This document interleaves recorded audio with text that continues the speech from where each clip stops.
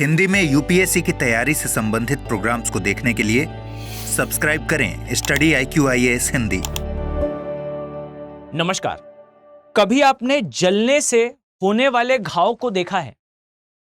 ज्यादा पीड़ा तब देता है जब उसके अंदर भरा हुआ पानी जो है वो बाहर आता है। कुछ उसी प्रकार की कंडीशन है।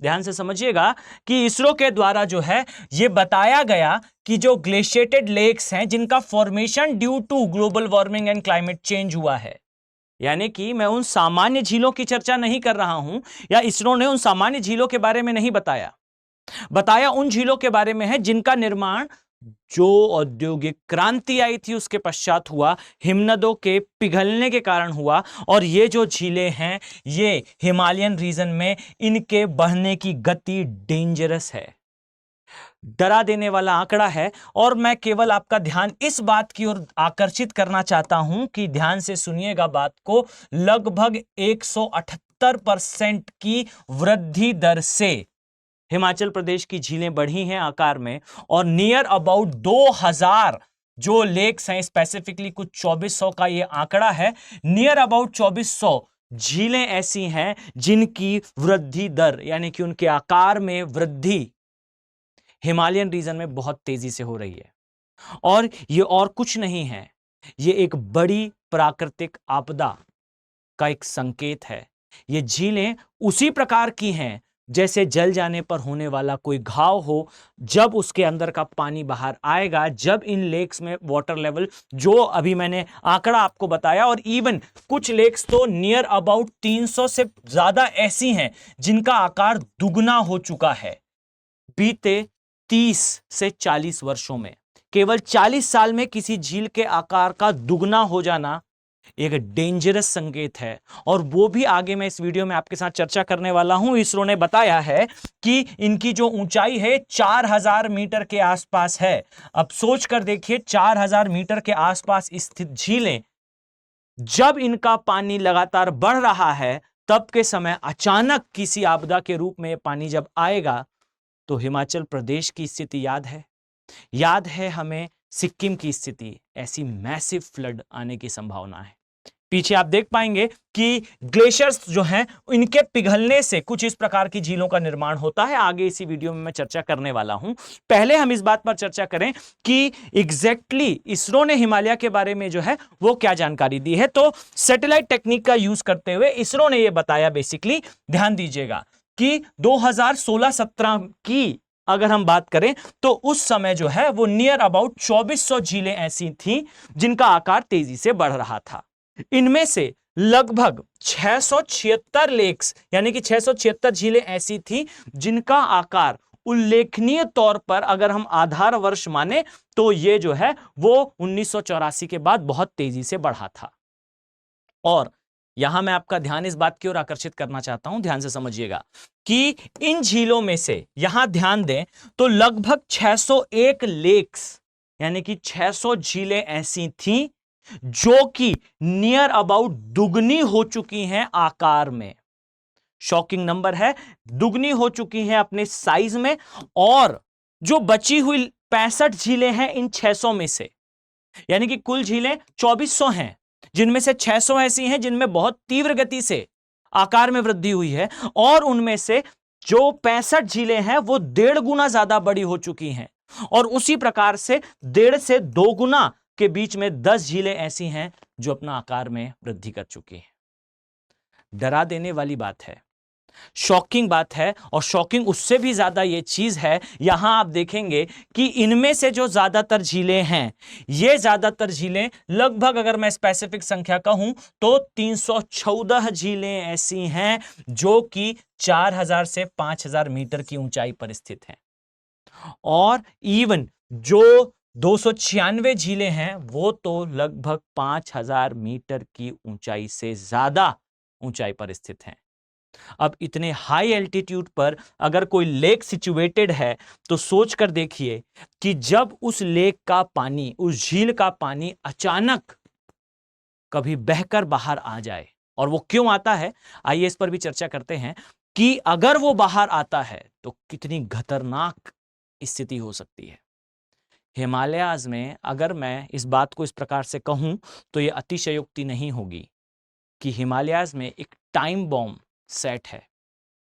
ये कब झीलें टूटकर अपना सारा पानी उन नीचे रहवासी एरियाज में छोड़ दें जो शायद हिमालय की गोद में जो है वो आराम से अपना जीवन व्यतीत कर रहे हैं, और उन झीलों के आकार बढ़ने के पीछे का कारण उस क्षेत्र में रहने वाले लोग कतई नहीं है।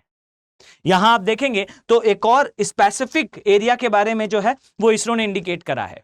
कौन सा है वो एरिया? तो हिमाचल प्रदेश की अगर हम बात करें तो एक प्रोन एरिया होता है, एक सुभेद्य क्षेत्र है बेसिकली इस प्रकार की आपदाओं का। कभी चर्चा करेंगे कि क्यों हिमाचल प्रदेश ही, पर फिर भी अगर हम यहां देखें तो हिमाचल प्रदेश में लगभग 4000 मीटर की ऊंचाई के आसपास घेंगपोंग या फिर गेंगपोंग फाइन घाट, ये बेसिकली एक हिमनद है, हिमनद से निर्मित झील है जो कि सिंधु नदी बेसिन में आती है। इसमें सबसे ज्यादा वृद्धि देखी गई है। इसका आकार यहां आप इस इमेज में देख पाएंगे, ऑफिशियल वेबसाइट से ही मैंने इस इमेज को लिया है। यहां आप देख पाएंगे कि इस झील का जो आकार है, यहां आप देखेंगे तो पहले के समय इसका आकार कुछ इस प्रकार से हुआ करता था, अगर मैं स्पेसिफिकली कहूं तो 1989 के आसपास, और अभी के समय अगर आप देखें तो इसका आकार जो है वो 178% बढ़ चुका है। शॉकिंगली इतनी मैसिव झील को एक स्थान पर रोकने के लिए जो बैरियर्स होते हैं वो बैरियर अक्सर जो है वो टूट जाते हैं, और इसे ही कहा जाता है GLOF, glaciated lake outburst flood. और ये जो बाढ़ होती है ये प्रचंड बाढ़ होती है, ये ऐसी डेविस्टेटिंग, ऐसी वाइटल बाढ़ या फ्लड है जो मास लेवल पर डिस्ट्रक्शन कॉज करती है। आप यहां देख पाएंगे कि लगभग इसरो ने जो अपने डेटा में बताया, ध्यान दीजिएगा, लगभग 307 ऐसी झीलें हैं हिमालयन रीजन में जो कि मोरिन लेक का एग्जांपल है। बहुत सिंपल वर्ड्स में समझिएगा कि इस प्रकार से हिमनद जो है वो कभी इस स्थान पर हुआ करता था, या फिर आप इमेजिन कर ले कि इस प्रकार से हिमनद किसी स्थान पर सिचुएटेड है। डन। अब इस हिमनद से जो पानी निकल रहा है धीरे धीरे करके वो इस प्रकार से इस स्थान पर इकट्ठा होगा। अब यहां पर समझिएगा, हिमनद ने इस एरिया को कभी इरोड करा था, अपर्दित करा था, जिस कारण यहां पर डिप्रेशन बना है। कभी हिमनद यहां तक हुआ करता था, पर अब हिमनद ग्लोबल वार्मिंग और क्लाइमेट चेंज के कारण भाई पिघल चुका है, और उसका पानी जो है अब इस स्थान पर भरा है, और ग्लोबल वार्मिंग क्लाइमेट चेंज के बढ़ते प्रभाव के कारण जो एग्जिस्टिंग हिमनद है, इस हिमनद का पानी अब इस लेक का जलस्तर लगातार बढ़ाएगा। और इस लेक को रोकने के लिए यहां ध्यान से अगर आप देखें तो आपको दिखाई देगा एक वॉल लाइक स्ट्रक्चर, एक दीवार के समान, एक बांध के समान संरचना जो है इस प्रकार से निर्मित हो जाती है। और यह संरचना कुछ और नहीं है, उस प्राचीन हिमनद के द्वारा लाए गए अवसाद से बना हुआ एक वॉल है। अब ये वॉल, ये दीवार बनी है अवसाद से। किस लम्हे ये टूट जाए कोई साइंटिस्ट नहीं बता सकता। अब समस्या यह है कि लगातार हमारी गतिविधियों से इन झीलों के अंदर का जल बढ़ रहा है। एक समय आएगा ये जल स्तर इतना बढ़ जाएगा कि ये जो वॉल आप यहां देख रहे हैं ये उसे तोड़कर नीचे आ जाएगा। और जिस दिन ऐसा होगा, इस पहाड़ के नीचे घाटी में रहने वाले गांव पूरी तरह से समाप्त हो जाएंगे। एक शब्द कहा जाता है कि इस बाढ़ में केवल पानी नहीं आता, इस बाढ़ में इस मोरीन के साथ जो यहां उपस्थित अवसाद है ये भी बहकर आता है, और पूरे क्षेत्र में, पूरी घाटी में जो है ये बह जाता है। और इस प्रकार की स्थिति मास लेवल पर डिस्ट्रक्शन कॉज करती है। ये एक प्रकार की झील है। इसी प्रकार से अगर मैं आपको बताऊं तो एक और झीलें हैं जिन्हें कहा जाता है आइस डैम लेक्स, और कुछ है इरोडेड। यानी कि यहां पर अगर संख्या की बात करें, जो इसरो ने बताया लगभग 8 ऐसी झीलें हैं जो आइस डैम लेक्स हैं। आइस डैम का मतलब क्या है? तो सिंपल वर्ड्स में अगर मैं आपको समझाऊं तो इस प्रकार से एक हिमनद पूरा स्थित है, लेकिन ड्यू टू आर प्रैक्टिसेस, हमारी प्रैक्टिसेस के कारण इसका एक सिरा जो है, एक भाग जो है वो पिघल चुका है, और उसके सामने कुछ आइस, कुछ स्नो अभी भी बची हुई है।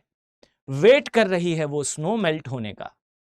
जिस दिन वो मेल्ट हो गई, वो उस दिन उस सारे पानी को आगे इस नदी की घाटी में छोड़ देगी जिस स्थान पर मानवीय अधिवास है। डेंजरस है, खतरनाक है इसे समझना। इसी तरीके से एक और जो है वो फॉर्म होता है, यहां आप देख पाएंगे ये जो है वो जनरली हमें देखने को नहीं मिलता, बट इस प्रकार से भी होता है कि कभी ये हिमनद जो है वो इतना आगे तक रहा होगा और उसके कारण जो है ये इतना एरिया पूरा ही इरोडेड हुआ होगा। आज के समय इसका जो हिस्सा है, इसका जो भाग है वो केवल इतना ही सीमित है, पर due to global warming, climate change, एक धीमी क्रिया से जो है यहां पर पानी भर चुका है और मोरिन डैम लेक जो है वो बन चुकी है। अब ये लेक तो पहले भी हमने देखी है, बट यहां पर इस मोरिन के डैम के टूटने के पीछे का कारण जल्दी से अगर हम समझें तो सिंपल वर्ड्स में ये है कि ये जो आइस कैप है या ये जो हिमनद है या ये जो ग्लेशियर है, ये टूटकर इसमें गिर जाएगा, जिससे लहर के फॉर्म में, स्प्लैश के फॉर्म में पानी जो है वो ओवरलैप करते हुए सीधा रहवासी एरिया की ओर। डेंजरस है ये कंडीशन, डरा देने वाली है। अब ये सारा कुछ किस वजह से है, तो सिंपल वर्ड्स में अगर मैं आपसे कहूं तो कुछ और नहीं है, global warming, climate change, anthropogenic area, anthropogenic practices लगातार हिमालय का तापमान बढ़ा रही हैं। ये एक बड़ी वार्निंग है, साइंटिफिकली कहा जाता है, इसलिए इसमें वो शब्द नहीं होते जो अक्सर सोशल मीडिया में उपयोग करे जाते हैं कि प्रलय आने वाली है या फिर विनाश निकट है, पर अंदेशा कुछ उसी प्रकार का है। मैसिव लेवल पर अगर स्नो मेल्ट होती है हिमालयाज में, तो हिमालय के जस्ट नीचे आपको ग्रेट इंडियन प्लेन दिखेगा। अगर विनाश वहां से प्रारंभ होता है तो कहीं ना कहीं डिस्ट्रक्शन आपको आगे तक दिखाई देगा। याद रखिए कि इस प्रकार से अगर आप देखें तो यह है हमारा ग्रेट इंडिया, और इसमें आप पाएंगे कि जो हिमालयन एरिया है कुछ इस प्रकार से अगर आप देखें तो यह है हमारा भाई इंडिया, और जो हिमालयन पोर्शन है इस प्रकार से विस्तृत है। और याद रखिए कि इसका जो लोअर पार्ट है यह है बेसिकली हमारा ग्रेट इंडियन प्लेन। अगर डिस्ट्रक्शन हिमालयन एरिया से होता है तो जो जनसंख्या वाला एरिया है, जो जनसंख्या वाला प्लेस है, इसमें इफेक्ट आने में ज्यादा समय नहीं लगेगा। आई होप आप इस जानकारी की इंपॉर्टेंस को समझ पाए होंगे। अब उन सभी अभ्यर्थियों के लिए जो यूपीएससी की तैयारी कर रहे हैं, एक गोल्डन अपॉर्चुनिटी है। याद रखिए कि स्टडी आईक्यू के जो P2I बैचेस हैं अप्रैल मंथ के लॉन्च हो चुके हैं।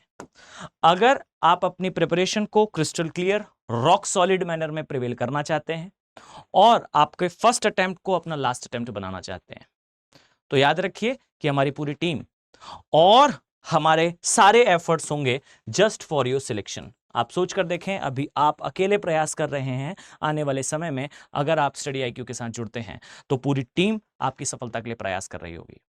इसमें आपको 18 बुक्स का एक सेट मिलेगा, साथ ही आपको जो है SIP के फॉर्म में एक क्रैश कोर्स अलग से इसमें इंक्लूडेड है, प्रोवाइड करा जाएगा, यानी कि प्री के एग्जैक्टली प्रायर वो सारी चीजें जो आपको प्री के एग्जाम को क्वालिफाई करने के लिए आवश्यक है वो प्रोवाइड करी जाएंगी स्टडी आईक्यू के द्वारा। साथ ही इसमें मेंस का रेसिडेंशियल प्रोग्राम इंक्लूडेड है, यानी कि आपका प्री क्वालिफाई होते ही स्टडी आईक्यू आपको अपने प्रेमाइसेस में दिल्ली में बुला लेगा, जिसके लिए आपको कोई भी पैसा पे करने की आवश्यकता नहीं होगी। जस्ट द थिंग इज कि आपका प्री क्वालिफाई होना चाहिए और उसे क्वालिफाई कराने के लिए आपके पास SIP का प्रोग्राम है। फाइन, 3 आवर की डेली लाइव क्लासेस होंगी, पूरा यूपीएससी का सिलेबस कवर कराया जाएगा, साथ में टेस्ट सीरीज होगी 1-to-1 मेंटरशिप के साथ। इस उम्मीद के साथ कि मैं आप सभी को आने वाले समय में इन बैचेस में देखने वाला हूं। मिलते हैं नेक्स्ट वीडियो में। Have a very nice day. Thank you. Hindi में यूपीएससी की तैयारी से संबंधित प्रोग्राम्स को देखने के लिए सब्सक्राइब करें स्टडी IQ IAS हिंदी।